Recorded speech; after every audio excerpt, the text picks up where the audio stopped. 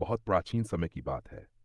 केरल की पावन भूमि पर घने जंगल, शांत वातावरण और दिव्यता से भरा हुआ संसार। इसी वन में दिवाकर मुनि नाम के एक महान ऋषि वर्षों से तपस्या कर रहे थे। वे भगवान विष्णु के अन्य भक्त थे। दिन रात, सांस सांस में केवल नारायण का स्मरण। एक दिन अचानक मुनि की कुटिया के पास बालक आया। उसका मुख दिव्य था, आंखों में चमक थी और चाल में अलौकिक चंचलता। कभी वह पूजा की सामग्री छू लेता तो कभी हंसते हुए भाग जाता। मुनि का ध्यान भंग हुआ। क्रोध में आकर उन्होंने उस बालक को डांट दिया। तभी वह बालक गंभीर स्वर में बोला, अब तुम मुझे यहां नहीं देख पाओगे, लेकिन एक दिन इसी भूमि पर मेरे वास्तविक रूप के दर्शन होंगे। ये कहते ही वह बालक अदृश्य हो गया। उसी क्षण दिवाकर मुनि समझ गए, वह कोई साधारण बालक नहीं था। वह स्वयं भगवान विष्णु थे। मुनि का हृदय पश्चाताप से भर गया। आंखों से अश्रुधारा बहने लगी।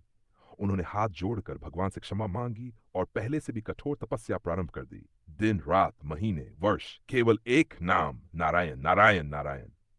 एक शुभ दिन पूरा आकाश प्रकाश से भर गया, धरती कांप उठी। तभी मुनि ने देखा, भगवान विष्णु अनंत शेषनाग पर शयन करते हुए विशाल रूप में प्रकट हुए। भगवान का स्वरूप इतना विराट था कि उनके दर्शन के लिए 3 द्वार बनाए गए। एक द्वार से मुख के दर्शन, दूसरे से नाभि में स्थित पद्म और तीसरे से चरणों के। भगवान विष्णु ने कहा, मेरे इसी रूप में मैं यहां वास करूंगा। उसी पवित्र स्थान पर एक छोटा सा मंदिर बना, जो आगे चलकर पद्मनाभ स्वामी मंदिर कहलाया। समय बीतता गया, भक्त बढ़ते गए और मंदिर भव्य होता चला गया। 12वीं शताब्दी में त्रावणकोर के महान राजा मार्तंड वर्मा ने अपना पूरा राज्य भगवान पद्मनाभ को अर्पित कर दिया और स्वयं को कहा पद्मनाभ दास।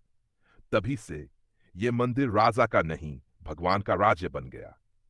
आज भी पद्मनाभ स्वामी मंदिर केवल एक मंदिर नहीं, ये भक्ति, त्याग और विश्वास की जीवंत मिसाल है। यहीं भगवान विष्णु अनंत शांति में शयन करते हैं और अपने भक्तों की सदैव रक्षा करते हैं।